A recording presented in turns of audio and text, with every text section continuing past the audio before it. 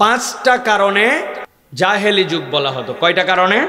আল্লাহ রাব্বুল আলামিন দীর্ঘ সময় পরে জিবরাইল আমিনকে, আল্লাহ নবীর বয়স যখন 40 বছর, আল্লাহ রাব্বুল আলামিন গারে হেরায় পাঠালেন। জিবরাইল আমিন আসলেন, আসার পরে বললেন, ইন্নী বুইসতু মিনাল্লাহ, আমি আল্লাহর পক্ষ থেকে আপনার কাছে প্রেরিত হয়েছি। আল্লাহ আপনাকে পয়গম্বর হিসেবে কবুল করেছেন, আর আল্লাহ আপনার প্রতি ওহী করেছেন। আল্লাহর নবীকে সাথে সাথে জিবরাইল বলেন, ইকরা। আল্লাহর নবী বলেন, মা আনা বিকারিন, আমি পড়তে জানি না। জিবরাইল চাপড়ে ধরলেন, সাথে সাথে আবার ছেড়ে দিলেন, ইকরা মা আনা বিকারিন, আমি পড়তে জানি না। এরপরে 3 নম্বর বারে যখন চিপে ধরে আল্লাহর নবীকে বলেন, ইকরা বিসমি রাব্বিকাল্লাযী খালাক। ও আমার হাবিব, আল্লাহ আপনাকে বলেছেন ওই প্রভুর নামে আপনি পড়ুন যিনি আপনাকে সৃষ্টি করেছেন। আল্লাহ নবী সাথে সাথে সূরা আলাকের 5টা আয়াতে কারিমা তেলাওয়াত করলেন। এই যে ঘটনা বললাম, এই ঘটনা জানে না, এই কোরআন অবতীর্ণের প্রথম বিষয়ে জ্ঞান নাই। এখানে এরকম একজন মানুষ থাকলেও হাত তোলেন যে জীবনের প্রথমে এই কথা শুনতেছেন, আছেন নাকি ভাই? সবাই জানি আমরা, কিন্তু এই জায়গাতে এই কথাই কেবল একমাত্র কথা নয়। এই জায়গার যেই কথাটি উপস্থাপনের জন্য আমি এত দীর্ঘ ভূমিকা দিয়েছি, ভালো করে খেয়াল করেন। আল্লাহর নবী দীর্ঘ 15 বছর জাহেলি যুগের 5টা বিষয় নিয়ে ভাবতেছেন, কিন্তু কখনো কি ভেবে দেখেছেন? নবীজি ভাবলেন ইয়েতিমকে নিয়ে, নবীজি ভাবলেন যুদ্ধকে নিয়ে, নবীজি ভাবলেন ওই নারীদের সম্মান নিয়ে, নবীজি ভাবলেন ওই মানুষের ডাকাতি নিয়ে, নবীজি ভাবলেন ওই মানুষগুলার মূর্তি পূজা নিয়ে।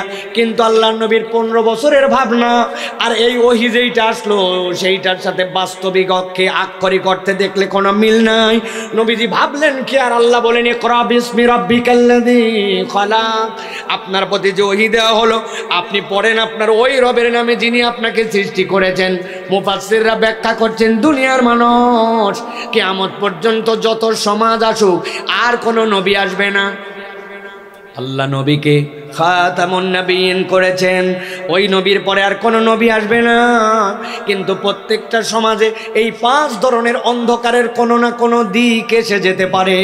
ওই সমাজকে যদি তুমি কিয়ামত পর্যন্ত প্রকৃতার্থে পরিবর্তন করতে চাও, তাহলে ওই সমাজ পরিবর্তনের মৌলিক সোপান হচ্ছে আল্লাহকে চিনার বিদ্যা দিয়া ওই জাতিকে শিক্ষিত করা। যেই জাতি আল্লাহকে চেনে না, কিয়ামত পর্যন্ত ওই জাতি কখনো সোনার বিশ্ব, সোনার বাংলা গঠন করতে পারবে না। ভালো করে খেয়াল করেন, যদি ওহী আসতো, হে নবী যান আপনি যুদ্ধ বন্ধের জন্য এই পলিসি নেন, আপনি যান নারীর সম্মানের জন্য এই কার্যক্রম নেন, আপনি যান এই মানুষগুলোর জন্য এই তাওহীদের দাওয়াত দিয়ে এইভাবে শুরু করেন। আল্লাহ রাব্বুল আমিন এইগুলা না বলে বলেন ইকরা বিসমি রাব্বিকাল্লাযী খালাক খালাকাল ইনসানা মিন আলাক ইকরা ওয়া রাব্বুকাল আকরাম আল্লাযী আল্লামা বিল কলাম আল্লামাল ইনসানা মা লাম ইয়ালাম। আল্লাহ বলছেন আমি বান্দাকে ওই বিদ্যাই শিখাইছি যেই বিদ্যা বান্দা জানতো না।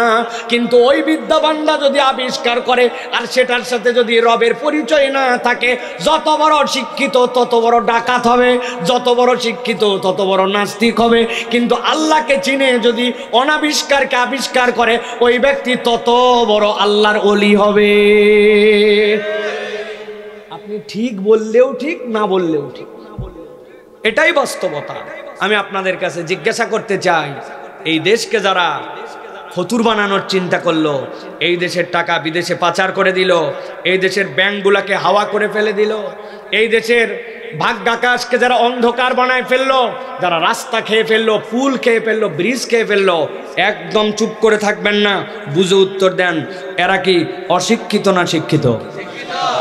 এরা কি পড়ালেখা জানে না জানে? তাহলে জানা লোক এই কাজ করলো কেমনে? জানা লোক এই কাজ করলো এই জন্য যে এরা আসলে প্রকৃতার্থে রবকে চেনে না, ঠিক কিনা? রবকে চিনলে কখনো এই কাজ করা সম্ভব নয়, এটা প্রমাণিত সত্য। আপনি সিসি ক্যামেরা লাগাইছেন, আপনি প্রযুক্তিতে আপডেট করছেন, এগুলো একটা আপনার কাজ দিবে না। যত বড় প্রযুক্তি হয়েছে তত বড় চোর হয়েছে, তত বড় ডাকাত হয়েছে, দেশকে অন্ধকার করে দিছে এরা। প্রযুক্তির নাম দিয়ে ওই প্রযুক্তিকে ফাঁকি লাগাইছে, আপনার যে ক্যামেরা লাগাতে লাগবে 1 লাখ, ওই ক্যামেরা লাগাইছে 10 লাখ টাকা। আবার 10 লাখ টাকা দিয়ে যে বাঁচাতে পারছেন, বাঁচার নাই, ওইখানেও দুর্নীতি করছে। আরে আমরাই তো সাক্ষী, আপনারাও সাক্ষী। পাসপোর্ট অফিসে গেছি না, পাসপোর্ট অফিসে কাজ করার জন্য গেছি, পাসপোর্টে কাজ করায় না, লোকজন আমাকে আগেই বুদ্ধি দিছে, হুজুর প্রস্তুতি নিয়ে যায়েন। আমি চিন্তা করছি প্রস্তুতি মানে কলম কাগজ, ওখানে সই টই করা লাগবে, তাই তো না? জি না, আপনারা যা বুঝছেন আমিও তাই বুঝছি। প্রস্তুতি আমি নিয়ে গেছি, তারপরে দোতলায় অফিসে গেলে ঘুরাই, কোনো প্রস্তুতি খায় না, শুধু ঘুরাই। অনেকক্ষণ ঘুরানোর পরে বলছে নিচে চলেন। নিচে যখন আসবো 1 ধাপ সিঁড়ি, মধ্যে ল্যান্ডিং, এরপর আরেক ধাপ সিঁড়ি। এই ল্যান্ডিংয়ের এই জায়গায় এসে বলতেছে মাল বের করেন। আমি বললাম এই ব্যাক কল, এতক্ষণ উপর থেকে ঘুরতেছি, পুরাটা ঘুরায় তুই এই জায়গায় আর মাল বার করে, আমি তো কখন থেকে দেওয়ার জন্য রেডি, 1 ঘন্টা তুমি আমার পাবাও ঘুরালে কেন? বলে হুজুর এই বিল্ডিংটি পুরা সিসি ক্যামেরা নিয়ন্ত্রিত, আমরা মনিটরে চেক করে দেখছি, পুরা বিল্ডিং এর সব জায়গাটা সিসি ক্যামেরার মধ্যে আসে, খালি এই জায়গাটা ধরে না। যেই জায়গাটা ধরে না ওই জায়গায় এসে দুর্নীতি করে। তো ওই লোক যদি জানতো কিরামান কাতিবিনা ইয়ালামুনা মা তাফআলুন, তোমার 2 কাঁধের মধ্যে তোমার 2জন ফেরেশতা নির্ধারিত করা আছে, এই ফেরেশতাগুলি তোমার কাজ দেখতেছে, এই বোধ যদি হৃদয়ের মধ্যে জাগে, আর আল্লাহর কোরআনের আইন, তারপরেও যদি চুরি করার পরে চোর ধরা পড়লে কি শাস্তি হবে, এই দুয়ের সমন্বয়ে যদি সমাজ চলে, তাহলে চোর বাড়বে না কমবে? আমার কথা নয়, আল্লাহর কথা। আল্লাহ বলছেন ওয়া কাযালিকা ওয়াহাইনা ইলাইকা রূহাম মিন আমরিনা। ঠান্ডা মাথায় ভূমিকাটা বোঝেন। আল্লাহ বলছেন আমি একজন অথেন্টিক ফেরেশতা, যাকে আমি রব্বুল আমিন রুহুল আমিন বললাম, তার মাধ্যম দিয়ে আপনার কাছে কোরআন দিয়েছি। আল্লাহ বলছেন আপনাকে যে কোরআন দিলাম, আপনাকে আমি রব্বুল আমিন যে ওহী দিলাম, আপনাকে নবী আগের থেকে আমি হেদায়েতের উপর রেখেছি, কিন্তু আপনি চূড়ান্তভাবে ঈমান কি জিনিস, কিতাব কি জিনিস আপনি জানতেন না।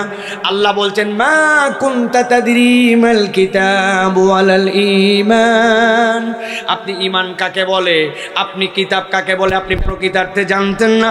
আপনাকে আমি ওহী দিলাম, ঈমান দিলাম, কিতাব দিলাম, কিন্তু আল্লাহ বলছেন যা দিলাম এইগুলো যদিও আপনি ঈমান দেখতেছেন, কিতাব দেখছেন, কিন্তু আমি আল্লাহ আপনাকে কি দিয়েছি জানেন? ওয়ালাকিন জাআলনাহু নূরা, আমি আল্লাহ আপনাকে দিয়েছি একটা আলো, আল্লাহর পক্ষ থেকে উদ্ভাসিত একটা, আল্লাহর পক্ষ থেকে নূর আপনাকে দান করা হয়েছে।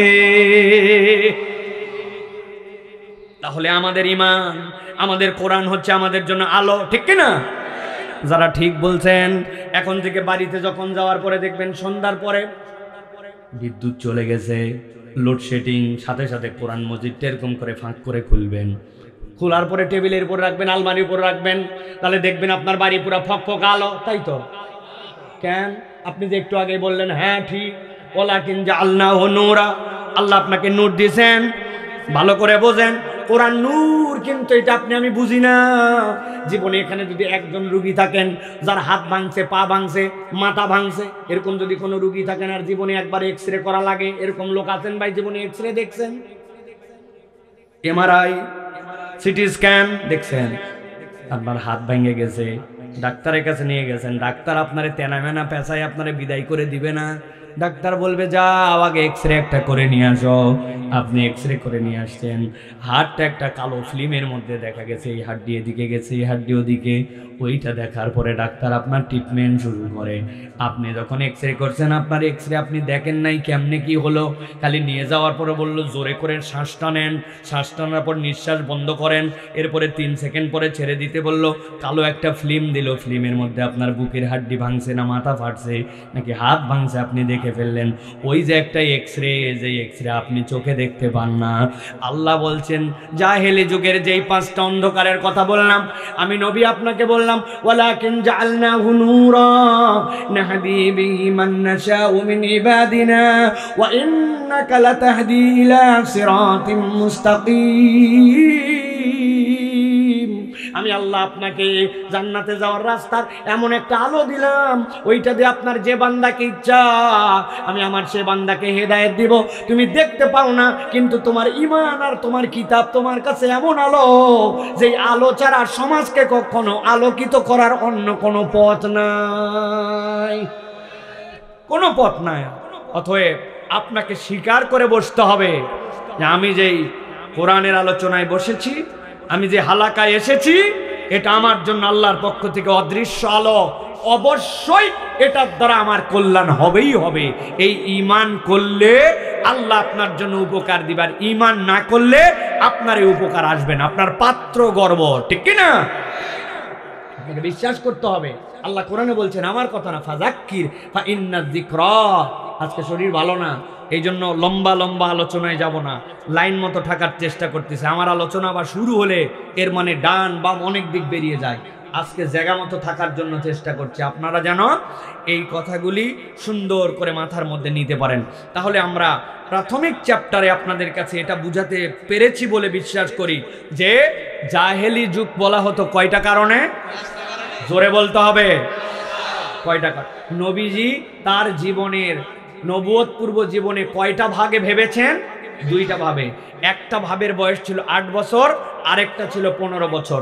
15 বছর ভেবেছেন 5টা বিষয়। কয়টা বিষয়? কিন্তু কোরআনুল কারীম এসেছে সূরা আলাকের প্রথম 5 আয়াত। কিন্তু আল্লাহ বলছেন কোরআনকে আমি আপনার জন্য দিয়েছি নূর হিসাবে। এই নূরের দায়িত্ব কিয়ামত পর্যন্ত ওই 5টা সমস্যা যেখানে, ওইখানে ওই আলো ফেলে সেটাকে কারেকশন করে দেওয়া। শর্ত কি? শর্ত হচ্ছে ওইটাকে গ্রহণ করার মতো নিজেকে তৈরি করতে হবে, ঠিক কি না? এই শেষটা খালি ঠিক যে বলছেন, এইটা মনের ইমানের সাথে যায় নাই, ঠিক বলে ফেলছি। এইটা একটা বুঝ দিয়েই আমি আমার দ্বিতীয় চ্যাপ্টারে প্রবেশ করব। এইটার বুঝটা খুব সহজ। আমার কাছে ছোট্ট একটা গল্প আছে, সারা জীবন আর ভুলবেন না, তাহলে বুঝে ফেলবেন আপনারা। আমি একবার মাহফিলে যাচ্ছি, আপনাদের এই দিক দিয়ে না, এই দিক দিয়ে পদ্মা হয়েছে, মানিকগঞ্জ দিয়ে ঝিনাইদহ, ওই দিক দিয়ে যেতে হয় ফেরিতে। আপনারা গেছেন কখনো ফেরিতে উঠছেন? এই এলাকার লোক যদি ফেরি না চেনে তাহলে মুসিবত, ঠিক না ভাই? এ অনেককে খুঁজে পাওয়া যাবে ফেরির কোনো না কোনো ব্যবসার সাথেও জড়িত ছিল, বাপদাদার কেউ না কেউ, ঠিক না ভাই? আমি অনেক চিন্তা করছিলাম, আহারে এদিক দিয়ে যখন যাওয়ার সময় 48 ঘন্টা বসে থাকা লাগতো অনেক সময়। আহা, কি পরিমাণ ডিম ব্যবসা করে কোটি কোটি টাকার মালিক হয়েছে, এগুলো কি করে খাবে? পরে চিন্তা করতাম, আহা কত দালালি করছে, কত মানুষ যে কষ্ট দিছে এদিককার লোক। আল্লাহ রাব্বুল আলামিন সকলকে ক্ষমা করে দেখ। প্রিয় ভাইয়েরা, তো এখন ফেরিতে আমি যাব ঝিনাইদহ, আসরের ওয়াক্ত কাছাকাছি। কোনো রকম আমি ফেরিতে গাড়ি উঠছে আমার, উঠার পরে আপনারা তো ভালোই জানার কথা, ফেরির ছাদের উপর নামাজের জায়গা, ঠিক না ভাই? আমি লাফ দিয়ে উঠে গেছি ফেরির ছাদে। উঠার পরে মোবাইলটা হাতে নিয়েছি, মোবাইলটা হাতে নিয়ে মোবাইল থেকে কম্পাস বের করলাম। এই যে কম্পাস বের করে, যে আপনাদের এখানে যেরকম কিবলা হচ্ছে এরকম, তাই তো? দেখে 2 রাকাত নামাজ পড়ে ফেলছি। 2 রাকাত নামাজ পড়ে আমি চুপচাপ বসে আছি। একটু দেখি পাশে, ডান পাশে এই জায়গায় একটা লোক আছে। ওই লোকটা শুধু আমার দিকে তাকায়ছিল। এখন অপরিচিত লোক যদি অনেকক্ষণ তাকায় থাকে একটু বিব্রত লাগে, ঠিক না ভাই? আমি চাচাকে সালাম দিলাম, আসসালামু আলাইকুম চাচা, কিছু বলবেন? মুরব্বী বলতেছে, বাবা কি বলবো, তুমি অবাক করে দিছো। আমি চিন্তা করলাম, জীবনের প্রথম দেখলাম আপনার, কেমনে অবাক করলাম? অবাক করে আমি বললাম, চাচা কেমনে অবাক করলাম? বলছে, বাপ তুমি এই জায়গায় নামাজ পড়ার আগে আমিও নামাজ পড়ার জন্য উঠছিলাম। আমি নামাজ পড়ার পর একজনকে জিজ্ঞাসা করলাম যে, বাবা কিবলা কোন দিক? বললো, চাচা এই দিক। আমার একটু সন্দেহ হলো, হওয়ার পর আরেকজনের কাছে জিজ্ঞাসা করলাম, কিবলা কোন দিক? এই দিক। সাংঘাতিক কথা, 3 সেকেন্ডের মধ্যে কিবলা এত দূরে কেমনে হয়? পরে একজনের কাছে জিজ্ঞাসা করলাম, বাবা কিবলা কোন দিক? বলছে, চাচা আমি ফেরির লোক, এই দিক। তো চিন্তা করলাম, যা আছে কপালে 2 দিকের মধ্যেই করে ফেলাই। 2 দিকের মধ্যে আমি নামাজ পড়লাম। কিন্তু তোমাকে দেখলাম, তুমি নামাজ পড়তে আসার পরে কাউকে কোনো জিজ্ঞাসা নাই, আসলে আর কিবলার দিক ফিরলে আর নামাজ কালাম পড়ে ফেললে। কিবলা তো ঠিকই করলে, কেমনে কি?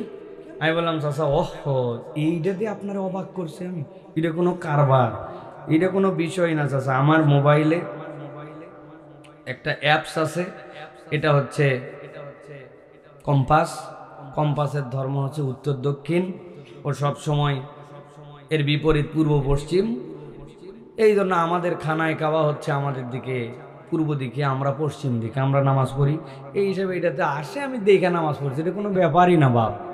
বলছি রে সর্বনাশ, আমিও তো বিভিন্ন জায়গায় যাই, মুসাফির অবস্থায় নামাজ পড়ি, তা তুমি কি বাবা একটু আমার এই জিনিসটা ঠিকঠাক করে দিবা কিনা। আমি চিন্তা করলাম সোয়াব কামানোর এটাই একটা সুযোগ, কারণ আদাল্লু আলাল খাইরি কাফাইলিহি, আমি যদি তাকে একটা সঠিক জিনিস দেখাই দেয়, উনি যতবার কেবলা ঠিক করে নামাজ পড়বে আমি ততবার সওয়াব পাবো। আমি বললাম চাচা আমার মোবাইলে নেট আছে, আমার হটস্পট আছে, আপনি কোনো চিন্তাই করেন না, আপনার এটা সেট করে 2 মিনিটে দেখায়া আমি আপনারে দেখাই দেবো কেমনি নামাজ কেবলা ঠিক করা লাগে। মুরব্বী খুশিতে পকেটে মোবাইল বাইর করে আমার হাতের মধ্যে দিয়ে দিছে। উনার পকেটের থেকে হাতে মোবাইল নিয়ে এতক্ষণ তো উনি অবাক, এখন তো আমি অবাক। উনি হাতে দিয়েছে আমার নোকিয়া 3220। আপনার বুঝে থাকলে বলেন ভাই, নোকিয়া 3220 বাটন মোবাইল, এই মোবাইলে কি গুগল প্লে স্টোর আছে ভাই? আছে? এতে কোনো অ্যাপস উঠানো যাবে? ডাউনলোড? ভালো করে খেয়াল করেন ভাই, কোরআনের জায়গায় আছে ওয়ালাকিন জাআলনাহু নূরা, জাহালতের জায়গাতে থাকবে, ওটাকে আলো দিয়ে রিপ্লেস করা যাবে, কিন্তু আপনাকে প্রথমে ওই কোরআনকে ধারণ করার জন্য নিজে আমি কোরআনের ধারণকারী কিনা আপনাকে আগে উপযুক্ত হতে হবে, যে আমি কি অ্যান্ড্রয়েড না বাটন, আমি হয়ে আসি বাটন, খালি বলি হ হ, তাইলে কোনোদিন কাজ হবে ভাই? কোরআন পড়ে না, কোরআন বুঝে না, কোরআনের কাছে আসে না, কোরআনকে মহাব্বত করে না, কোরআন অনুযায়ী সমাজ সুলুকের পক্ষে আন্দোলন করে না, দৌড়ায় আরেকজনের পক্ষে, হ্যাঁ দৌড়ায় আরেকজনের পক্ষে স্লোগান মারে, স্লোগান দেয় আবার কি আমার ভাইয়ের চরিত্র ফুলের মতো পবিত্র, নামাজ পড়েনি বিগত 40 দিন, ফজরেরটা জামাতে 1 ওয়াক্ত, এর পিছে আপনি দৌড়ান, ওই সমাজের অবকাঠামোকে নিয়ে আপনি ভাবেন, ওয়াজ মাহফিলেও আসেন, আসার পরে চিন্তা করেন হুজুররা ওয়াজ করে একটু সোয়াব কামাই করে যাই, এই সোয়াব কামাই দিয়ে সমাজ পরিবর্তন করতে পারবেন না, ঠিক কিনা? আগে আজকের থেকে মনে রাখবেন আমি কি, আমার লেভেলটা কি, আমি কি আমাকে কোরআনের আলোকে অ্যান্ড্রয়েড বানাতে পারছি কিনা। যদি না পারেন তাহলে এই সকল ফাপড়বাজি দিয়ে কোনো কাজ হবে না, ঠিক কিনা? আল্লাহ আমাদেরকে বোঝার তৌফিক দান করে বলেন আল্লাহুম্মা আমিন। তাহলে আমরা প্রথম চ্যাপ্টার শেষ করেছি, এই অনুযায়ী দ্বিতীয় চ্যাপ্টারে কিছু কথা বলতে চাই। আছেন আপনারা ভাই? সুবহানাল্লাহ, প্রায় 40-45 মিনিট হয়ে গেছে। আছেন আপনারা? শুনবেন আপনারা কথা? কারা কারা আছেন দেখি হাত তোলেন। আছেন আপনারা? হাত নামান। হাতগুলা যে তুলছেন আপনারা, হাতগুলা তোলা হয়েছে ভাই? হ্যাঁ, আমরা তো একই ডিস্ট্রিক্টের মানুষ, ঢাকার মানুষ না? ঢাকায় কি হাত তোলার মানে এইরকম, হাত সোজা করেন মানে এরকম? মুরব্বী দেখলাম কয়েকটা চাদরের ভিতর এরকম করে দিছে, এরা এরা হাত সোজা। এটা তো হাত সোজা মানে যদি এরকম হয়, তা হাতটা এইরকম করে সোজা করেন একটু, চাদরের তো একটু বাইর করেন। তুলছেন, হাত সোজা করছেন, থামেন, এবার হাত সোজা করেন, নামায়েন না, নামাতে বলি না, হাত সোজা করেন, হাত আরেকবার নামাতে হবে কষ্ট করে। এবার ফাইনাল, হ্যাঁ, এবার আমরা দেখব যে কারা কারা ফাঁকি দিচ্ছে, ডানে বামে আমাদের কারা কারা শীতে জুবুথুবু হয়ে গেছে, কারা কারা তুলতে পারতেছেন, এটা দেখেই আমরা সংক্ষিপ্ত আলোচনা শুরু করবো ইনশাল্লাহ। পারবেন ইনশাল্লাহ? দেখি এবার একটু ডানে বামে তাকাবো, কিন্তু এরপরে হাত সোজা করার পরে কারা কারা উঠাতে পারে না, সোজা করে না, সোজা, দুই হাত তোলেন, তুলছেন। এবার একটু পিছনে টানা দেন, পিছনে জোরে, সামনে দেন, এবার একটু সামনে, হ্যাঁ, এবার একটু ডানে দেন জোরে, এবার একটু বামে দেন, এবার সোজা করেন, সোজা সোজা সোজা সোজা সোজা সোজা করেন। ওই পিছনে কি হলো, মাফলার আলা চাচা, কি দুই হাত তোলেন, হ্যাঁ, হাত সোজা সোজা, নড়াচড়া দেন, নড়াচড়া দেন, জোরে জোরে দেন, জোরে জোরে, হ্যাঁ, এবার শক্ত করেন, শক্ত করেন, শক্ত। এবার গলাটা পরিষ্কার দেন, ভালো করে পরিষ্কার দেন, সোজা করেন, সোজা করছেন সবাই? হাত শক্ত হয়েছে, শক্ত হয়েছে। এবার বুক বরাবর নেন, এই বরাবর, হ্যাঁ।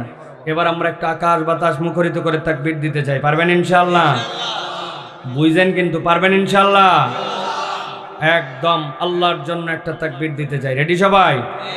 আমি যখন বলবো লিল্লাহে তাকবীর, আপনার তখন হাত দুটো উপর দিকে ছুঁড়ে দিয়ে বলবেন আল্লাহু আকবার। পারবেন না ইনশাআল্লাহ? পারবেন ইনশাআল্লাহ? থেকে আকাশ বাতাস মুখরিত করে একটা তাকবীর দেন, লিল্লাহে তাকবীর, লিল্লাহে তাকবীর। আল কোরআনের আলো, আল হাদিসের আলো, তোমার নেতা আমার নেতা, তোমার নেতা আমার নেতা, আলেম ওলামা যেখানে, লিল্লাহে তাকবীর। আলহামদুলিল্লাহ। হাত নামান। আল্লাহ কবুল করবেন, আল্লাহুম্মা আমিন। আল্লাহ আমাদের আশা ভরসাকে কবুল করবেন, আল্লাহুম্মা আমিন। প্রিয় ভাইয়েরা, আমরা আজকে সংক্ষিপ্ত সময় একটু কোরআনুল কারীম থেকে কথা শুনবো।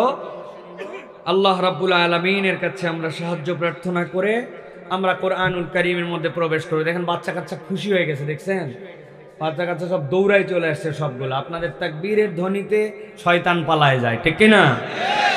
এই জন্য দেখবেন অনেকে তাকবীর পছন্দ করে না। যারা তাকবীর পছন্দ করে না এরা হচ্ছে শয়তানের খালাতো মামাতো ফুফাতো ভাই। আগামীর বাংলাদেশে একটা কথা মনে রাখবেন, তাকবীরের সাথে যাদের সম্পর্ক নাই, মুসলমানদের সাথে তাদের সম্পর্ক নাই। আগামীর বাংলাদেশ ইসলামের বাংলাদেশ, আগামীর বাংলাদেশ আলেম ওলামার বাংলাদেশ, তরুণ যুবকদের বাংলাদেশ, বৈষম্যহীন বাংলাদেশ। আগামীর বাংলাদেশ কোরআনের পক্ষের লোকদের বাংলাদেশ। আল্লাহু আকবারের সাথে সম্পর্ক আছে যাদের, তাদের সাথে সম্পর্ক আমাদের, ঠিক কিনা? আর তুমি যত বড় হেডামওয়ালা হও, তোমার দলীয় স্লোগানে, পার্টির স্লোগানে, তোমার নেত্রীর স্লোগানে, নেতার স্লোগানে তুমি আল্লাহু আকবার বলতে পারো না, তোমার সাথে আমার সম্পর্ক নাই। ও মুরব্বীরা ঠিক বললেও ঠিক, না বললেও ঠিক। কারণ 55 বছর উনাদেরকে আমরা দেখছি, উনাদের দ্বারা কাজ হয় নাই। ওনারা খালি জায়গা মতো ওই চা আর 2 বিড়ির বদলে ইমান বেচ চালায়, ঠিক কিনা? পরিবর্তন আমরা আনছি, আমাদেরকে ধরে রাখতে হবে, ঠিক কিনা? তরুণরা মজবুত থাকো, মুরব্বীদেরকে পিছন দিয়ে ঠেলায় আমরা সামনে নিয়ে যাবো ইনশাআল্লাহ। রাজি তো ইনশাআল্লাহ? জান্নাত না যাওয়া পর্যন্ত কোনো থামা নাই, ঠিক না? চাচা আপনি কি আপন জান বাঁচা সেই দিন শেষ, এখন ইসলাম বাঁচা আগে। আপন জান বাঁচা কি এর বাঁচতাম? আমরা ইসলামের পক্ষে থাকবো ইনশাআল্লাহ। আল্লাহ যেন আমাদেরকে কবুল করেন। চলেন আমরা কোরআনুল কারীমের মধ্যে প্রবেশ করি। আমি আর বেশি কথা বলবো না, আমি বেসিক কথা আপনাদের কাছে বলেছি, এটা মাথায় রাখতে হবে। এখন আমাদের কিছু আমলি কথা বলবো আমরা ইনশাআল্লাহ। সকলেই একদম রিল্যাক্স করে বসেন, হ্যাভ এ রিল্যাক্স, একদম ঠান্ডা মাথায় বসেন। একটু আমরা একটুখানি রিল্যাক্স করে একটু কোরআন থেকে কথা শুনি, বিতাড়িত শয়তান থেকে আশ্রয় প্রার্থনা করে সমস্বরে আমার সাথে একজনও মুখ বন্ধ রাখবেন না। সকলে পড়েন আউযু বিল্লাহি মিনাশ শাইতানির রাজিম, বিসমিল্লাহির রাহমানির রাহিম। ইন্নাল মুত্তাকিনা ফি জান্নাতিন ওয়া উয়ুন উদখুলুহা বিসালামিন আমিনিন। আল্লাহ রাব্বুল আলামিন বলছেন, দুনিয়ার মানুষ ভালো করে বোঝো, আমি যত সৃষ্টি দুনিয়ায় করেছি সব সৃষ্টিগুলা 3টা বেসিক ভাগে বিভক্ত। 1 নম্বরে আল্লাহর সৃষ্টি, যেই সৃষ্টিগুলা ক্ষণস্থায়ী। আরেকটা আল্লাহর সৃষ্টি, সেইটা হচ্ছে দীর্ঘস্থায়ী। আর একটা আল্লাহর সৃষ্টি, সেটা হচ্ছে চিরস্থায়ী। ক্ষণস্থায়ী সৃষ্টিগুলা কি? আপনার পাশে দেখেছেন একটা ছাগল জন্মগ্রহণ করেছে, খেয়ে ফেলেছেন। মুরগি একটা বড় হলো, জবাই করে খাওয়া শেষ। গাছ একটা বেড়ে উঠলো, গাছটা শেষ। পুকুর থেকে মাছ ধরলেন, মাছগুলো শেষ হয়ে গেল, খেয়ে ফেললেন। এইগুলো আপনার সামনে আসলো, আপনার সামনে চলে গেল।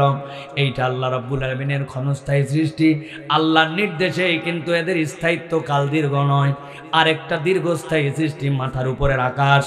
ওই যে কবে থেকে সৃষ্টি হয়েছে আমার জানা নাই। ওই সূর্য, ওই তারা, ওই যে নদী প্রবাহমান, ওই সমুদ্র রাজি, এইগুলা আল্লাহ রাব্বুল আলামিনের দীর্ঘস্থায়ী সৃষ্টি আছে।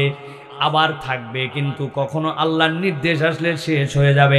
আর একটা সৃষ্টি হচ্ছে চিরস্থায়ী সৃষ্টি, আল্লাহ রাব্বুল আলামিন, সেইটা আপনার আমার রূহকে বানিয়েছেন। আল্লাহ বলেছেন কুলির রূহু মিন আমরি রব্বি, রবের নির্দেশে ওই রুহের জগতে সৃষ্টি হলো। এরপরে আল্লাহ আপনার সাথে শরীরের সম্পৃক্ত করলেন, এরপরে আল্লাহর হুকুম আসলো, শরীর থেকে আলাদা হয়ে গেল। এরপরে বাসা বাদাল মাউত, ওই জায়গাতে উত্থিত হলো। এরপরে রব্বুল আমিন তাকে খালিদিনা ফিল জান্নাহ আও খালিদিনা ফিন্নার, তাকে জান্নাতে চিরস্থায়ী ঢুকাবেন অথবা জাহান্নাম। ওই রূহ যে কবে শেষ হবে এটা আল্লাহ রাব্বুল আলামিন ছাড়া কেউ বলতে পারেন না। আল্লাহ বলছেন বান্দা, আমি যেই রূহ তোর সৃষ্টি করলাম, আমি আল্লাহ ওই রূহগুলার আবার ক্যাটাগরি করেছি। 4টা ক্যাটাগরিতে বিভক্ত থাকবে, গ্রেড অনুযায়ী, স্ট্যাটাস অনুযায়ী। যখন কোনো রূহ আল্লাহর প্রতি ঈমান এনে ফেলে, সাথে সাথে সে মুসলিম, কিন্তু আল্লাহ ওইটাকে আরো উন্নত করতে চান, আল্লাহর কথা শুনে আল্লাহর আদেশ নির্দেশ মানে, তখন সে মুমিন। আল্লাহ বলেন এখানেই থামাতে চাই না, আমি রব্বুল আমিন দেখতে চাই আল্লাহর যাবতীয় নিষেধ থেকে সে ফেরত চলে আসছে, আল্লাহর থেকে ভয় করে। ওই রূহটা তখন আল্লাহর শরীরের সাথে সম্পৃক্ত করার পরে তার লকব হয় তখন মুত্তাকি। আল্লাহ এখানেই তাকে থামাতে চান না, আল্লাহ দেখতে চান আল্লাহর হুকুম মানে, আল্লাহর নিষেধ থেকে দূরে থাকে। কিন্তু ওই ব্যক্তিটা আল্লাহকে কবুলিয়াতের জন্য ভালো কাজের প্রতিযোগিতায় লেগে যায়, তখন আল্লাহ রাব্বুল আমিন ওই মানুষের মর্যাদা দেন মুহসিন। আল্লাহ রাব্বুল আমিন এই যে 3 ক্যাটাগরি আর এই 4 ক্যাটাগরি, আল্লাহ বলছেন এর মধ্যে থেকে একটা ক্যাটাগরি আল্লাহ রাব্বুল আলামিন তাকে বলছেন মুত্তাকি। আল্লাহ বলছেন ইন্নাল মুত্তাকিনা, আমি ওই মুত্তাকি ব্যাপারে একটা ঘোষণা দিতে চাই, ফি জান্নাতি ওয়া উয়ুন, এই মুত্তাকিরা জান্নাতে থাকবে আর নিরোড ঝর্ণা ধারার মধ্যে থাকবে। আল্লাহ ডাক দে বলবেন উদখুলুহা বিসালামিন আমিনিন। আজকের দিনে কত বিপজ্জনক পরিবেশ, আজকের দিনে হাসরের কত ভয়াবহতা তোমরা দেখেছো, কিন্তু আমি আল্লাহ একটাও স্পর্শ করতে দিব না, আমি নিরাপদে তোমাদেরকে জান্নাতে প্রবেশ করার জন্য অনুমতি দিয়ে দিলাম। আল্লাহ বলছেন ওয়ানাযানা মা ফি সুদুরিহিম মিন গিল, দুনিয়ায় 2 ভাই একই মায়ের পেটের সন্তান, কিন্তু তারপরেও ঈমানদার, তারপরেও নিজেদের অন্তরের মধ্যে নানান ধরনের জটিলতা কুটিলতা থাকে। আল্লাহ বলছেন একবার যদি জান্নাতে আসো, জান্নাতে একজন আরেকজনের নিয়ামত দেখে কখনো তোমাদের হৃদয়ে অনুভব হবে না। ওয়ানাযানা মা ফি সুদুরিহিম মিন গিল্লিন, অন্তরের যত ঈর্ষা আল্লাহ সবগুলা জান্নাতে ঢোকা মাত্র দূর করে দিবেন। আল্লাহ বলছেন এরপরে তোমরা হয়ে যাবে ইখওয়ানান আলা সুরিরিম মুতাকাবিলিন।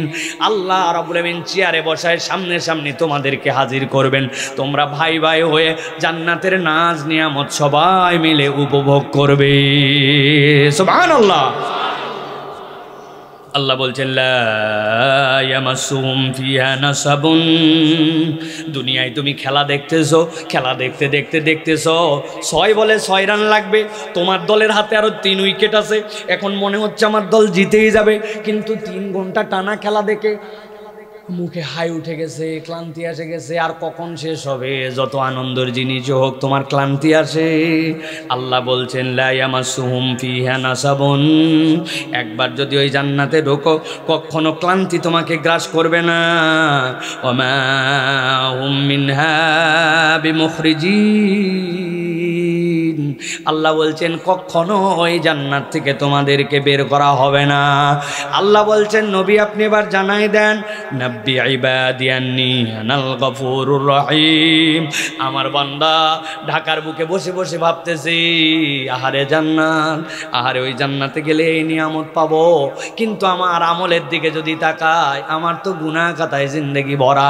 আজকে সকাল থেকে আমার যে গুনাহ জনগণ যদি জেনে ফেলতো, আর কপাল দিয়ে যদি লেখা উঠতো পরে আসি তো জুব্বা, পরে আসি টুপি, মুখের মধ্যে তো সাদা দাড়ি, কিন্তু একটা মহিলা সামনে দিয়ে চলে যাওয়ার পরে মনের যে অবস্থা হয়েছিল, গোপনে যে পাপ করছিলাম, কান যে গুনাহ করছিল, মোবাইলে যে গুনাহ দেখছিলাম, ছোটবেলার অবস্থা যেমন ছিল, 3 বছর হলো না একটু পরিবর্তন হয়েছি, আগের জীবন ক্যারেক্টার, এইগুলা সব কিছুর দিকে তাকালে আমি সামনে শুধু অন্ধকার আর অন্ধকার দেখি।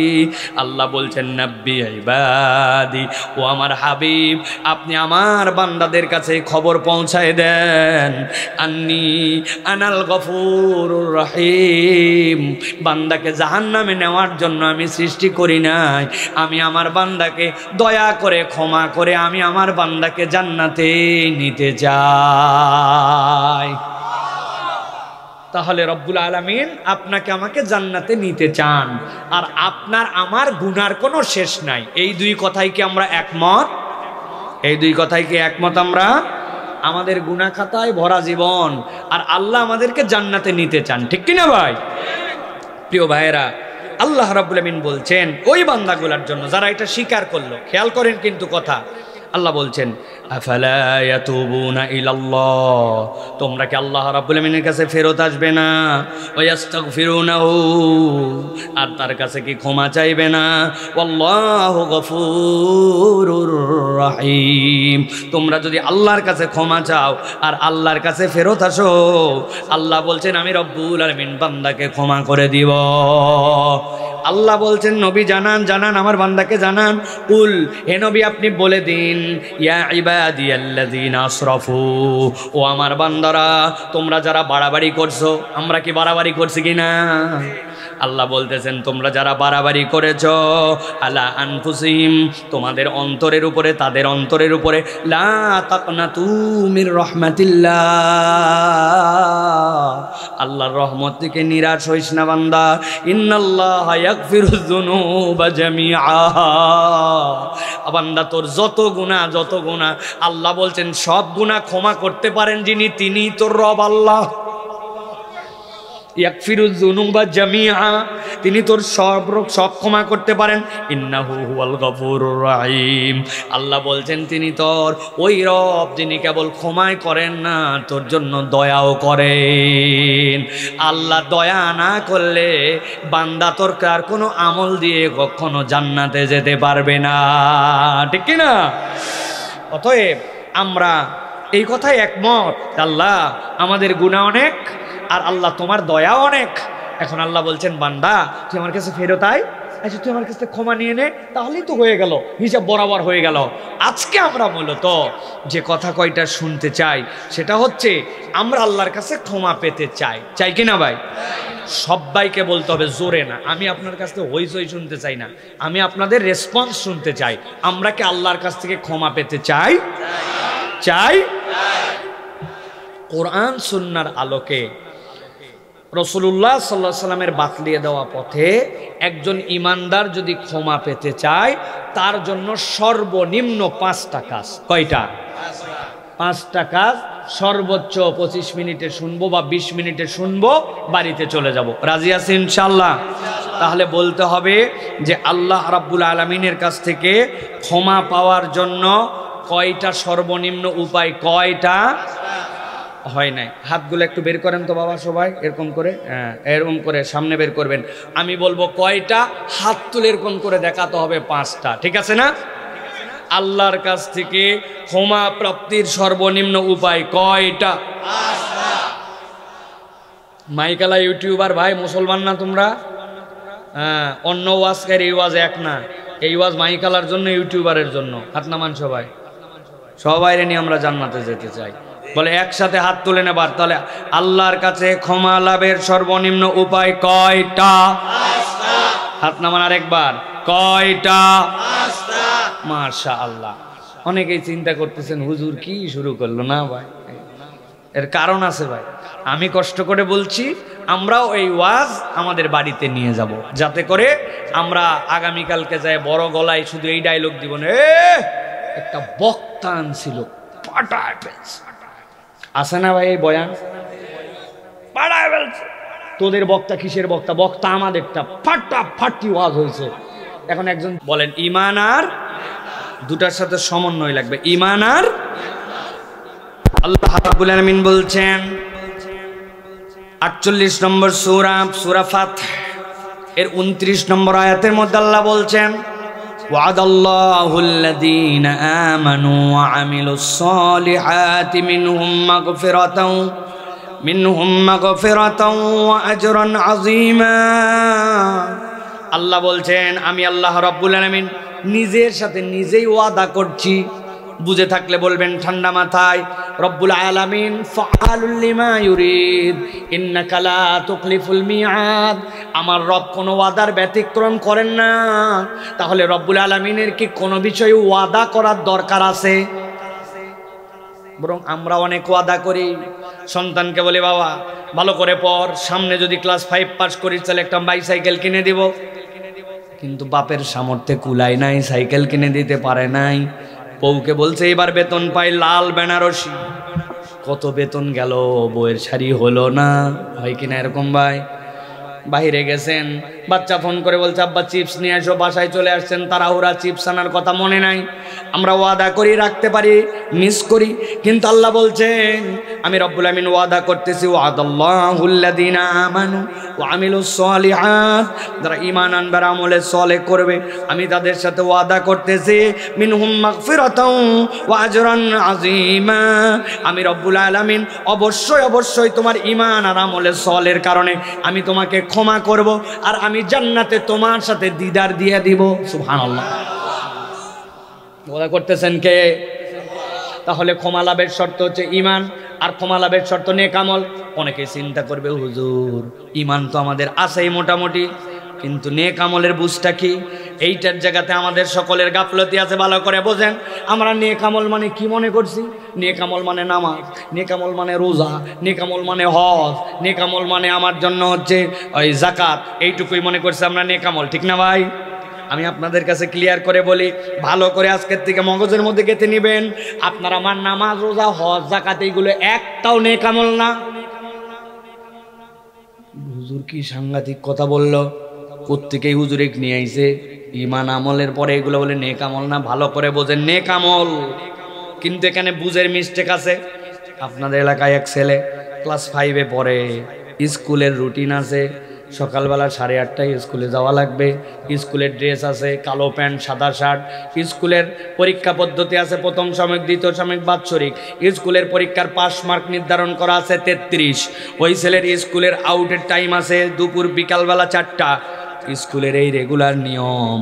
এখন যেই ছেলে ক্লাস 5-এ পড়ে ও দুপুর 12টার সময় স্কুলে যায়, স্কুলে কোনোদিন লাল শার্ট কোনোদিন লুঙ্গি পরে যায়, স্কুলে প্রথম সাময়িক দ্বিতীয় সাময়িক পরীক্ষায় অংশগ্রহণ করে না, করলেও কোনোটায় 20 পায় 18 পায়। বুঝে থাকলে ঠান্ডা মাথায় উত্তর দেন, ওই ছেলে কি ক্লাস 5 পাস করে 6-এ উঠবে? যারা বললেন না তাদের বোধহয় উঠবে। উঠবে কেন? এই উদাহরণ দিলাম। ইসলামকে যদি আপনি একটা স্কুল মনে করেন, ভালো করে মিলাই দেখেন, নবীজি বলছেন বুনিয়াল ইসলামু আলা খামসিন শাহাদাতু আল্লা ইলাহা ইল্লাল্লাহ। ইসলাম যদি তোমার একটা ইনস্টিটিউট হয়, এটার একটা বেসিক আছে। তোমাকে শাহাদা পড়তে হবে, সালাত আদায় করতে হবে, রোজা ফরজ হলে রাখতে হবে, যাকাত ফরজ হলে দিতে হবে, হজ ফরজ হলে আদায় করতে হবে। তুমি যদি এইগুলা না করো তাহলে ইসলামের বেনা নাই, ইসলামের ভিত্তি নাই, 33 মার্ক নাই। যার জীবনে 33 নাই সেইটা আবার কেমনে ভালো কাজ হয়? ঠিক কিনা?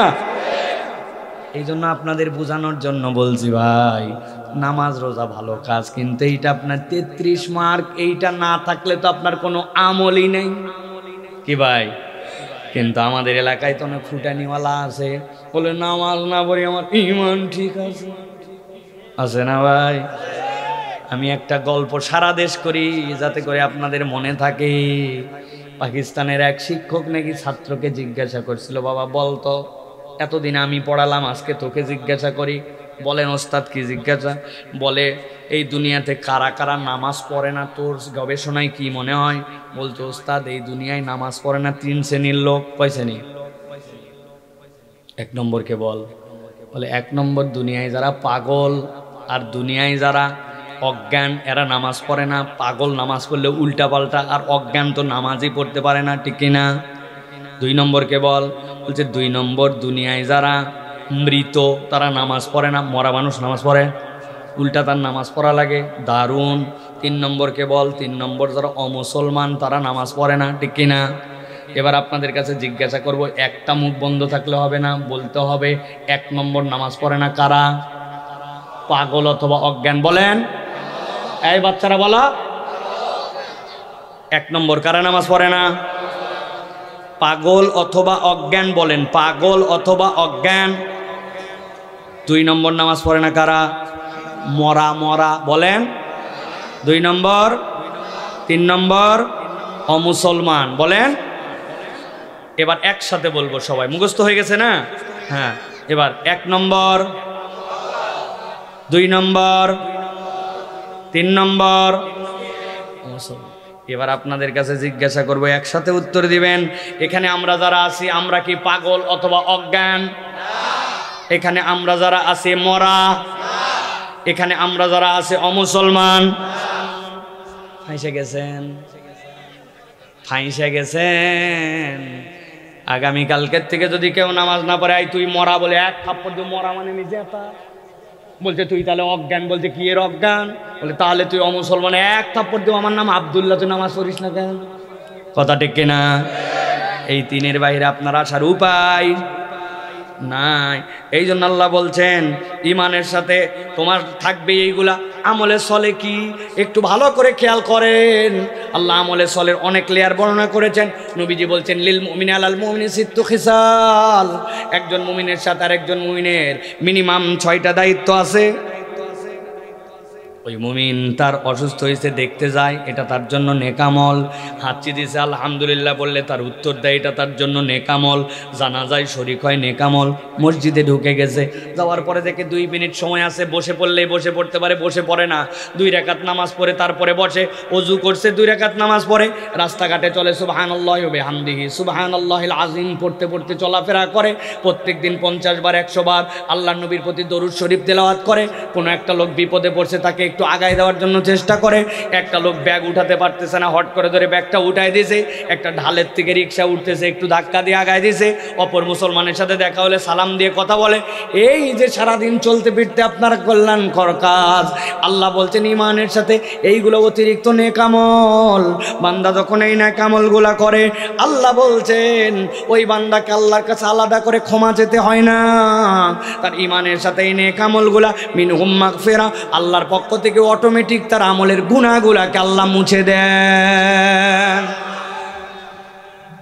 আজরান আযীমা, আল্লাহ বলছেন তার এই নেক আমলগুলা তাকে কিয়ামতের দিনে রবের সাথে তাকে দেখা করায় দিবে। সুবহানাল্লাহ। তাহলে আমরা চলতে ফিরতেই ভালো কাজগুলা করব তো ইনশাআল্লাহ। আগামীকালকে টার্গেট করব কমসে কম দিনে 50টা লোককে সালাম দিব, পারবো না? সালাম দেব সুন্দর করে, আসসালামু আলাইকুম ওয়া রাহমাতুল্লাহ, সুন্দর করে সালাম দেব। মুরব্বী মানুষ দেখলে আদবের সাথে কথা বলবো। সুযোগ পাইলে একটু করে মসজিদের মধ্যে প্রত্যেক দিন একটু জোহরে আগে গেছি, আসরে আগে গেছি, বসে পড়বো না, দাপ করে অল্প একটু 2টা রাকাত নামাজ পড়বো। এমনি বসে আছি, হাতে গুনে গুনে আল্লাহুম্মা সাল্লি আলা মুহাম্মদ, আল্লাহুম্মা সাল্লি আলা মুহাম্মদ, আল্লাহুম্মা সাল্লি আলা মুহাম্মদ, আল্লাহুম্মা সাল্লি আলা মুহাম্মদ। 10 বার করে ওজিফা বানাই দেব। নামাজ পড়ে ধাপ করে উঠে চলে আসবো না, নামাজের পরে একটু ওজিফাগুলো করব। যতগুলা ভালো কাজ, ওই ভালো কাজের দিকে আমি আগানোর চেষ্টা করব। রব্বুল আলামিন ইমানের সাথে নেক আমলগুলোকে আপনার আমার গুনাহগুলা মুছার জন্য ব্যবস্থা করে দিবে।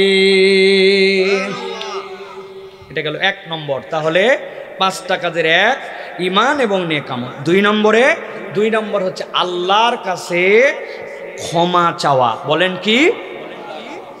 আপনি যদি ক্ষমা পেতে চান আল্লাহর কাছে ক্ষমা চাইতে হবে। আমার কিন্তু খুব কষ্ট হচ্ছে কথা বলতে ভাই, একটু আল্লাহর ওয়াস্তে এই কথাগুলো হৃদয়ে ধরে নেন।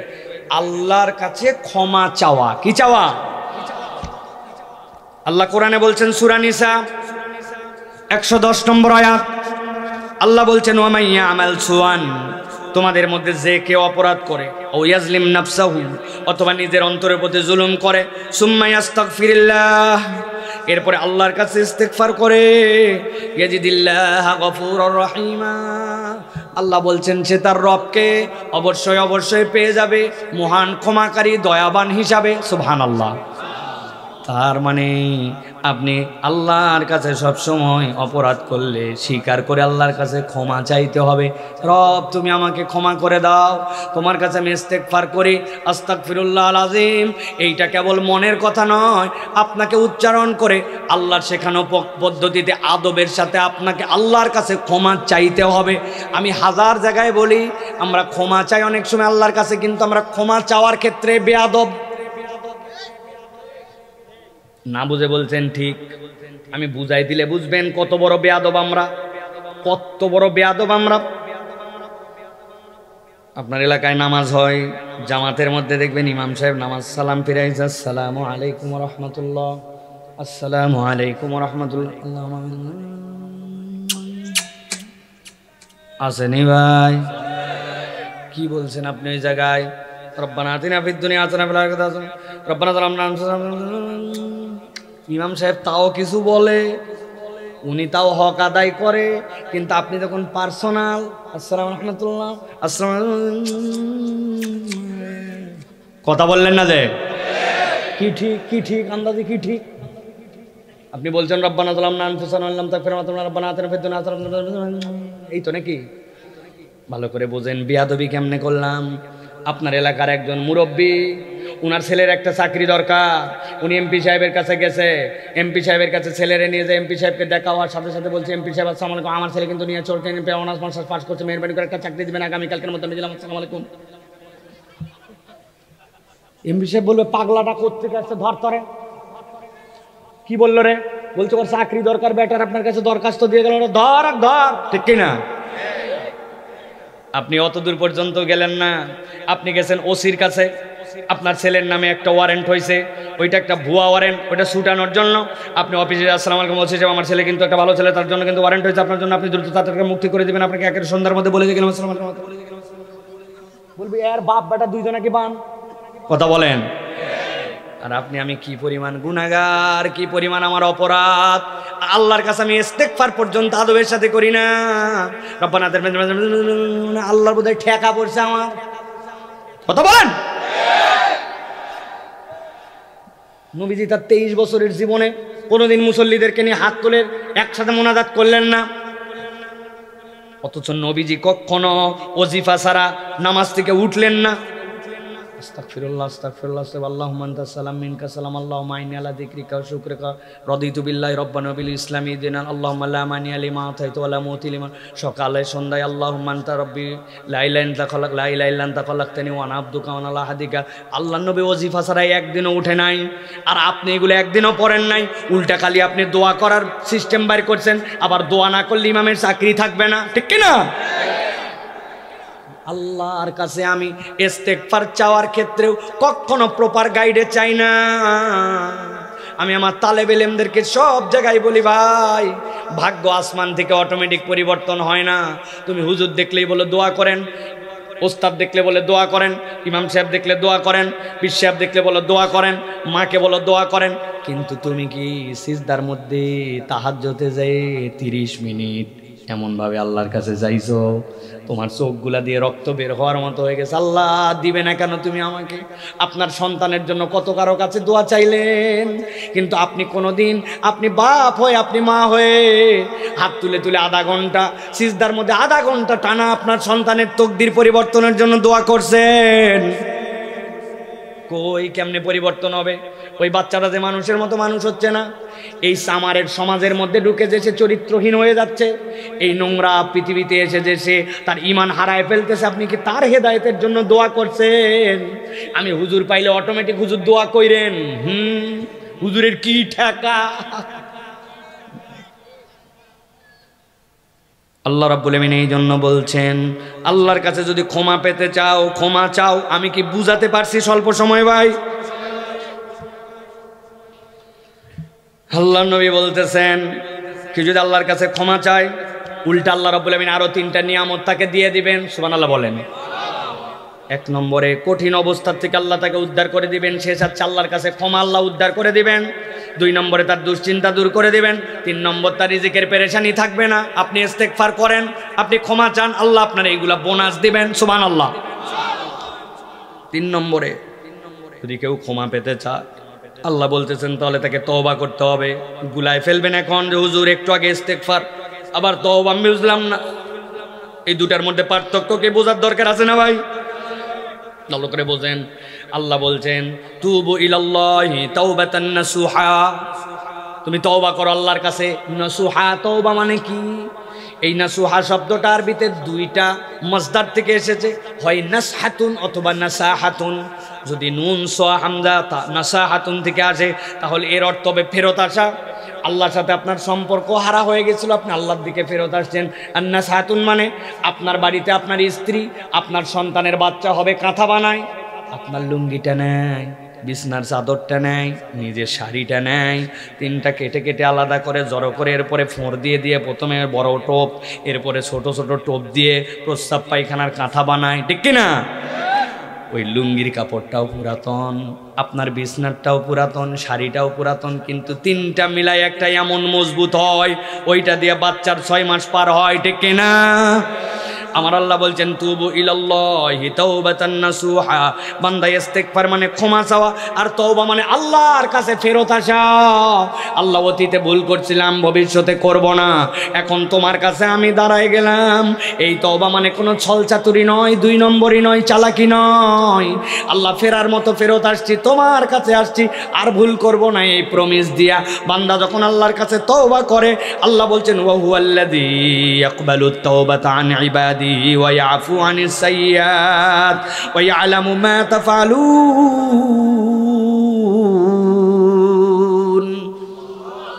আল্লাহ বলছেন রব্বুল আলামিন বান্দার তওবা কবুল করেন, তার যাবতীয় গুনাহ মাফ করেন। আর আল্লাহ জানেন তুই যা করছিস, কে জানেন?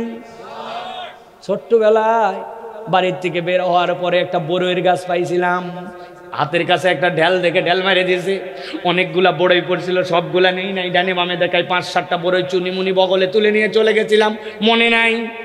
কথা বলেন, মনে আছে? ঘটনা মনে আছে? নাই। জানে কে? হিসাবের দিন বের হয়ে যাবে, এরকম কত কাহিনী আছে আমার জীবনে, মনে নাই। একজনকে বলছিলাম ভাই ম্যাচটা দে তো একটুখানি, একটা বিড়ি ধরাবো, ওই ম্যাচ দিয়ে বিড়ি ধরাইছি, সাথে ম্যাচও পকেটে নিয়ে চলে গেছি, উনারও মনে নাই, আমারও মনে নাই। আছে কি না? একে তো বিড়ি খাই অপরাধ করছেন, 2 নম্বরে ম্যাচ নিয়ে গায়েব করে দিয়েছেন, ওই গ্যাস লাইটার ফেরত দেন না। আপনারা কেউ আপনার সন্তান বলে আমি বুঝাচ্ছি আপনারা এইভাবে, আল্লাহর কাছে সব জানা আছে। আল্লাহ বলছেন ওয়ায়ালামু মা তাফআলুন, যা করছো সব জানে আল্লাহ, সব মাফ করবে আল্লাহ। একবার তুই আল্লাহর কাছে ফেরত আয় বান্দা, ধানাই পানাই করে নয়, আশার মতো ফেরত আয়। রাজি আছি? তাহলে ঈমান এবং নেক আমল, 2 নম্বর আল্লাহর কাছে ক্ষমা চাওয়া, 3 নম্বরে তওবা, 4 নম্বরে তাকওয়া। 4 নম্বর কি?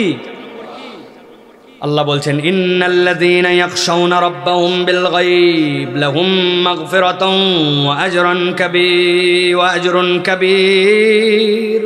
আল্লাহ বলছেন রব্বুল আমিন ওই মানুষগুলাকে ক্ষমা করে দেন আর বড় পুরস্কার দিয়ে দেন যেই মানুষেরা আল্লাহ রব্বুল আলামিনকে ভয় করে চলে। সুবহানাল্লাহ। বান্দার হৃদয়ে সবচেয়ে বড় নিয়ামতের নাম আল্লাহর ভয়। আল্লাহর ভয়, আল্লাহর ভয় অন্তরে এমনি এমনি আসে না। আল্লাহর ভয় আসার জন্য আল্লাহর ট্র্যাকে থাকা লাগে, আল্লাহ রাব্বুল আলামিনের ট্র্যাকে থাকা লাগে। ওয়াজ আপনার আল্লাহর ভয় আনবে। যে এই ব্যক্তি রাস্তার মধ্যে ঘুরতেছে, মনে করছে বিরাট কামাই করলাম, অথচ আমরা 1.5 ঘন্টা বসে থাকলাম, এটা আপনার অন্তরের মধ্যে প্রভাব পড়বে। ওই যে আল্লাহ বলছেন ওয়ালাকিন জাআলনাহু নূরা, এই আলো আপনি এক্সরে আলো মতো দেখতে পান না, কিন্তু অন্তরে এইটার দাগ আছে, ঠিক কি না? এই দাগ না থাকলে এতক্ষণ কি মনে করে বসে থাকবে মানুষ? আল্লাহ বলতেছেন আল্লাহকে ভয় করো, রব্বুল আলামিনকে ভয় করে চলো। আল্লাহর ভয়ের সবচেয়ে বড় দিকটা সবসময় মনে রাখবেন, হুদুদুল্লাহ, আল্লাহর সীমা কখনো অতিক্রম করবেন না। আল্লাহ বলছেন হারাম বাস হারাম, আল্লাহ বলছেন হালাল বাস হালাল। আমার এখানে আর কোনো মতামত নাই, হালাল পার করে যাবেন না, হারাম পার করে যাবেন না। সবচেয়ে বড় 3টা হারাম সমাজে এখন জঘন্য রূপ ধারণ করছে, যেই গুনাহ করতে কোনো কষ্ট করতে হয় না। 1 নম্বর মিথ্যা, 2 নম্বর গালি, 3 নম্বর গীবত। বলেন 1 নম্বর, 2 নম্বর, 3 নম্বর। 1 নম্বর, 2 নম্বর, 3 নম্বর। গীবত আবার কোনো অপরাধ হলো নাকি? হুজুরের দোষ আছে বলেই তো বলতেছি। হুজুরের দোষ আছে জন্যই বলতেছেন, হুজুরের দোষ না থাকলে তহমত হতো, আর জানা দোষ হুজুরের পিছনে বলার নাম হচ্ছে গীবত, ঠিক কি না? আবার মুরব্বী ফতুয়া বের করছে, বলতেছে এগুলা কথা বলা উচিত না, না বলেও পারি না, আল্লাহ মাফ করুক। কথা ঠিক, বুঝেন না? মানে দুইজন মিলে গীবত করতেছে, উনি মধ্যে এসে বলতেছে আসলে এগুলো কথা বলা ঠিক না, আল্লাহ মাফ করুক, না বলেও পারি না, যেটা বলছিস কথা ঠিক। বা আল্লাহরে বুঝ দিলে উনি আছে কিনা। খবরদার নিজের আমলনামা শেষ করবেন না, গীবত করব না, গালি দিব না, মিথ্যা বলবো না, এটা হুদুদুল্লাহ। আল্লাহ বলছেন সিবাবুল মুসলিমি ফুসুক ওয়া কিতালুহু কুফর। একজন মুসলমান আরেক মুসলমানকে কখনো গালি দিতে পারে না। আপনি আদর করে ডাক দিচ্ছেন, এ হারামজাদা এদিকে আয়, কি নাউজুবিল্লাহ ওয়া নাউজুবিল্লাহ বলেন। এক বন্ধু আরেক বন্ধুকে ডাক দিচ্ছে, এ শালার বেটা, হুজুর ওয়াজে উঠে গেল, তুই আসলি না এখনো, শালার বেটা যা ঠেলা। কি একটা অবস্থা আমাদের, গালি দিব, খবরদার। গীবত, গালি আর এই মুখের মধ্যে মিথ্যা কথা, এটাতে বেঁচে থাকেন ভাই, প্রিয় ভাইরা। তাহলে এটা আমরা তাকওয়ার ক্ষেত্রে আমরা এগিয়ে যাব ইনশাআল্লাহ। সর্বশেষ 5 নম্বরটা হচ্ছে দান খয়রাত। কি বলেন? সাদাকা। বলেন কি? সাদাকা। আমরা দুর্বল হয়ে গেছি, আমরা দান খয়রাত করি না। আল্লাহ বলতেছেন সিররাও ওয়া আলানিয়া, তুমি যখন অপ্রতুল এবং প্রতুল উভয় অবস্থাতে দান করো, তুমি গোপনেও দান করো এবং তুমি প্রকাশ্যেও দান করো। ইমানদার দান করার স্বভাবকারী হবে, ইমানদার কৃপণ হবে না। আমরা তো আলহামদুলিল্লাহ সকলেই দান করি, ঠিক কিনা ভাই? কথা বলেন, জোরে হচ্ছে না তো? বলছেন ঠিক। ইমাম সাহেব কই মসজিদে? হ্যাঁ আছেন হুজুর? ওই খতিব সাহেব হুজুর, আপনাদের লাস্ট জুমার মুসল্লি অনুমান কতজন? হ্যাঁ 200 জন ধরলাম, গড় 200 জনে লাস্ট জুমার কালেকশন কত? চিন্তা করছেন আপনি? 200 জন মুসল্লি মিলে 2000 টাকা দেয় না, অথচ একটা মুসল্লি মসজিদে আসলে সপ্তাহে ন্যূনতম তার 20 টাকা দেওয়া উচিত। কয় টাকা? ন্যূনতম 20 টাকা দিয়ে 200 মুসল্লি হলে 4000, 4 জুমায় 16000।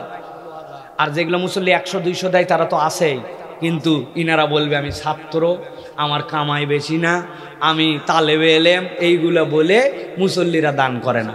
মুসল্লিরা 5 টাকা, 2 টাকা, 1 টাকার নোট দেয়, ঠিক কিনা? কেন ভাই, কি সমস্যা আপনার? আমি ছাত্র। কি ছাত্র আপনি? আপনি না চায়ের দোকানে আপনার দোস্তর সাথে চা খাওয়ার সময় ঠেলাঠেলি করেন, আমরা দেখি না আপনারে? হ্যাঁ, তুই টাকা দিবি না আমি দিব, তুই দিবি না আমি দিব, রে ধাক্কা দেখি, এগুলো হয় না আপনাদের? আপনি আপনার জামা আয়রন করেন না? আপনার জামা আয়রন করতে আপনার 10 টাকা, আপনি চা খান, চায়ের মধ্যে একটা বিস্কুট চুবাই খেলে আপনার 10 টাকা চলে যায়। আপনি মোবাইলে ফ্লেক্সি লোড তোলেন, ইন্টারনেট তোলেন, আপনি তখন স্টুডেন্ট থাকেন না। মসজিদে সপ্তাহে 20 টাকা দেওয়ার সময় স্টুডেন্ট মারান, বাচ্চা মারান, এটা চলবে না, ঠিক কিনা? আগামী জুমার থেকে টাইট হন। মসজিদে আপনারা নিয়ম করেন 20 টাকার নিচে কোনো অ্যালাউ নাই। উপরে যারা দিবেন 20 টাকার নিচে টাকা দিলে খবর আছে। একই বাড়িতে 5 জন যাবেন, 5 জন দিবেন। মা বোনেরা যারা কথা শুনতেছেন মাইকে, বাচ্চা কাচ্চার হাতে 20 টাকা দিয়ে দিবেন। এই বাচ্চারাই বাড়িতে যাই বলবে আম্মা 20 টাকা হুজুর বলছে মসজিদে জুমার দিন দেওয়ার জন্য, পারবে না ইনশাল্লাহ? আবার 10 টাকা খাই ফেলো না জানি আমি। অনেকে দেয় না, মানে কি আমার জানা কথা তো ভাই।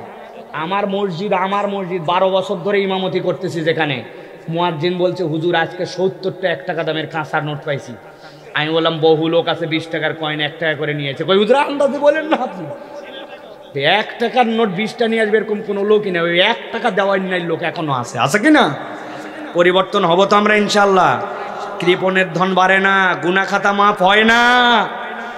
আল্লাহর ঘরে 20 টাকা জুমার দিন দিতে পারেন না, আপনি কি হইছেন? আপনি আমরা নতুন নিয়ম করবো অল্প দিনের মধ্যে। আন্দোলনটা শেষ হোক, এই সিদিন পুরো আন্দোলন করতেছে, আন্দোলন শেষ হোক, এরপরে নিয়ম করব কৌটা চালায় কোনো টাকা কালেকশন হবে না।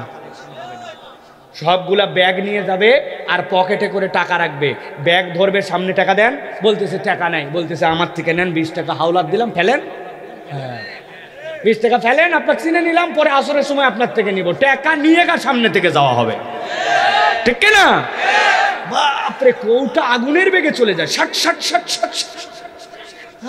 3 বার 33 বার তসবিহ পড়ার সময় পাওয়া যায় না, এক কাতার শেষ। কি শুরু করছেন আপনারা? আল্লাহর কাছে ক্ষমা পেতে চাইলে দান খয়রাত করতে হবে ভাই, ঠিক কিনা? এটা ফিক্সড ডিপোজিট, এই টাকার কোনো জাকাতে দেওয়া যায় না, মান্নত হয় না, এই টাকা অন্য কোনো টাকা হয় না। মাম্বানা আলিল্লাহি মাসজিদান বানাল্লাহু লাহু বাইতান ফিল জান্নাহ, আল্লাহ তার জন্য জান্নাতে ঘর বানায় দিবার। 20 টাকা আপনার পকেট থেকে বের হবে না সপ্তাহে, এত অভাব। আরেকটা দোষ আছে, মসজিদের কামায় বরকত না, ইমাম মুয়াজ্জিন কোটায় আগে টাকা দেয় না, ওনারা খালি ঘোষণা দেয়, হ্যাঁ টাকা দেন আপনারা সবাই। আমি আদাল্লু আলাল খাইরি ফাইল, প্রত্যেক ইমাম মুয়াজ্জিনকে সবার আগে টাকা দিতে হবে, ঠিক কিনা? এই দেখছেন খুব জোরে ঠিক বলছে। ইমাম মুয়াজ্জিন সাহেবের বেতন কত ধরবো? কয় টাকা বেতন? কত? আহা, একটু বাড়ান, ইমাম মুয়াজ্জিনের বেতন বাড়ান। আল্লাহ রাব্বুল আমিন আমাদেরকে বোঝার তৌফিক দান করুক। তাহলে আমরা দান খয়রাত করবো তো ইনশাআল্লাহ। ইমানদারের উত্তম দান হচ্ছে আমার টাকা নাই তাও আমি দান করবো। সুবহানাল্লাহ। একটা গল্প বলে শেষ করে দিই আজকে, এই আলোচনা যেন হৃদয়ে থেকে যায় আপনাদের। এক লোক, তার কাছে একটা এতিম বাচ্চা এসে টাকা চাইছে যে বাবা যে আমাকে কিছু হেল্প করেন। পকেটে হাত দিছে, আরে মানিব্যাগ নাই, এই পকেটে থাকতে পারে, মানিব্যাগ নাই। চিন্তা করছে অনেক সময় খুচরা টাকাও তো পকেটে আলাদা করে নেই, হাই হাই কোনো জায়গায় টাকা না। ওই লোক এমন বিব্রত হইছে, সত্যি সত্যি ধনী মানুষ টাকা চাইলে টাকা দেয়, কিন্তু ওই দিন তার মানিব্যাগ আনতে মনে নেই, কোনো পকেটে টাকা নেই। বিব্রত হয়ে ওই বাচ্চার গায়ে হাত দিয়ে বলছে, বাবা রে আমি তোকে টাকাই দিতে চাইছিলাম, বিশ্বাস কর বাপ, পকেটে মানিব্যাগ ভুলে আইছি, কোনো পকেটে টাকা নেই, কি একটা বেকায়দার মধ্যে পড়ে গেলাম বাপ রে, আজকে দিতে পারলাম না, তুই মনে কষ্ট নিস না আব্বা, তো আল্লাহ বরকত দেখ, অন্যদিন তোকে দেখলে কিন্তু আবার দিব। যেই না এই দোয়া করছে, সাথে সাথে ওই ছেলে দোয়া করতেছে, আল্লাহ আপনার প্রত্যেক দিন এরকম মানিব্যাগ ছাড়া বার হওয়ার তৌফিক দেখ। ওই লোকের বুকটা ফাইটে গেছে, হায় হায় বেচারি, একদিন আমি টাকা দিতে পারি নাই, আর আমারে এত খোঁসা দিয়া এইরকম বদদোয়া করলো। বললো বাপ তুই কেন রাগ করলি রে বাপ, আমি সত্যি করে বলতেছি তো, আমি বানায় বলবো তোরে দিব, দেখিস, দেখলে এরপরে তুই আমার জন্য এই দোয়া করলি, এটা কোনো একটা দোয়া হলো? বলতেছে আপনি মনে করেন না, না বুঝে এই দোয়া করছি, আমি বুঝে এই দোয়া করছি। বলছি কেন? বলছে দেখেন লোকজনের কাছে আমরা টাকা চাইলে তো টাকা দেয়, অনেক সময় খোঁচা দেয়, রাগ করে, কেমন করে টাকা দেয়, টাকা চাইলে বিরক্ত হয়, আমাদের কাছে তুই তুকারি করে, কিন্তু আজকে আপনার পকেটে মানি ব্যাগ নাই বলে আপনি যে আদর করে, যে মাথা নেড়ে আমাকে স্নেহ দিলেন, আমাদের বুকের মধ্যে খুব চায় কেউ আমাদের সাথে এরকম একটু দয়া করে কথা বলুক। আজকে যদি আপনার পকেটে মানি ব্যাগ থাকতো, এই ভালোবাসাতে তো কেউ কথা বলতো। ওই জন্য আমি বলছি আপনি মানিব্যাগ ছাড়া আছেন, টাকা তো সকলের কাছে পাই, কিন্তু এই দয়া, এই সুন্দর আচরণ, এই আদর্শ হাতটা তো আমাদেরকে কেউ দেয় না। আল্লাহু আকবার। অতএব ও আম্মাসা ইলা ফালা তানহার, কেউ চাইলে তাকে হেকার দিও না। ওটার মধ্যে এইটাও আছে যে আপনার কিছু নাই কিন্তু তাকে সুন্দর করে কথা বলা, দুর্বল মানুষের সাথে একটু হাসি মুখে বিহেভিয়ার করা, এটাও আল্লাহর কাছে সাদাকা। এটাও যদি আমরা করি আল্লাহর কাছে আমরা উত্তম বিনিময় পাবো। পারবো তো ইনশাআল্লাহ? তাহলে আমরা দান সাদাকা করব, তওবা করব, তাকওয়ার পথে থাকবো, আল্লাহর কাছে ক্ষমা চাবো, ঈমান আর আল্লাহর আমলে সালের উপরে অটল থাকবো ইনশাআল্লাহ। আল্লাহ আমাদেরকে জান্নাতের দিকে নেবেন, বলেন আল্লাহুম্মা আমিন। আর সমাজ পরিবর্তনের জন্য, ওই 5টা দিকের পরিবর্তনের জন্য কোরআনওয়ালা জিন্দেগি গঠন করব। রাজি আছে তো ইনশাআল্লাহ? আল্লাহ কবুল করেন, বলেন আল্লাহুম্মা আমিন।